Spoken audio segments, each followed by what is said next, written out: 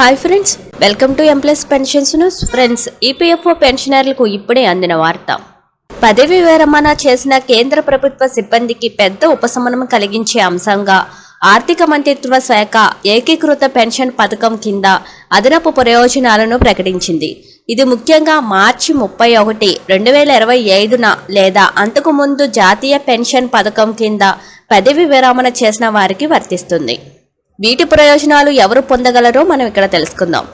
మీరు ఎన్పీఎస్ కింద పదవి విరమణ చేసి 10 సంవత్సరాలు సర్వీసు పూర్తి చేసిన కేంద్ర ప్రభుత్వ ఉద్యోగి అయితే మీరు అర్హులు. పదవి విరమణ చేసిన వ్యక్తి మరణించినట్లయితే వారి చట్టబద్ధంగా వివాహం చేసుకున్న జీవిత భాగస్వామి కూడా దానిని క్లెయిమ్ చేసుకోవచ్చు. అదనపు ప్రయోజనాలు కూడా మనం ఇక్కడ తెలుసుకుందాం.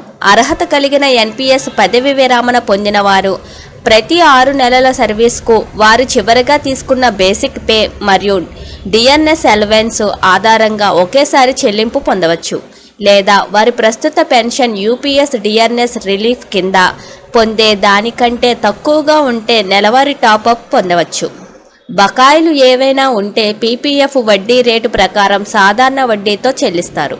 ఇంకా ఎలా దరఖాస్తు చేసుకోవాలో మనం ఇక్కడ తెలుసుకుందాం. పదవి విరమణ చేసిన వారు ఆన్లైన్ లేదా ఆఫ్లైన్ ద్వారా దరఖాస్తు చేసుకోవచ్చని మంత్రిత్వ శాఖ తెలిపింది. ఆఫ్లైన్ కోసం వారు తమ డ్రాయింగ్ అండ్ డిస్పార్సింగ్ ఆఫీసర్ని సందర్శించి ఫామ్ను సమర్పించాలి.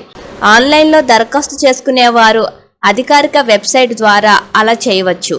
దరఖాస్తు చేసుకోవడానికి చివరి తేదీ జూన్ 30, 2025.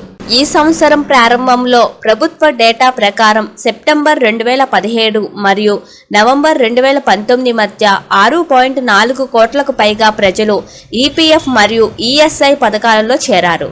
అదే కాలంలో 16 లక్షలకు పైగా వ్యక్తులు ఎన్పీఎస్ కింద చేరారు.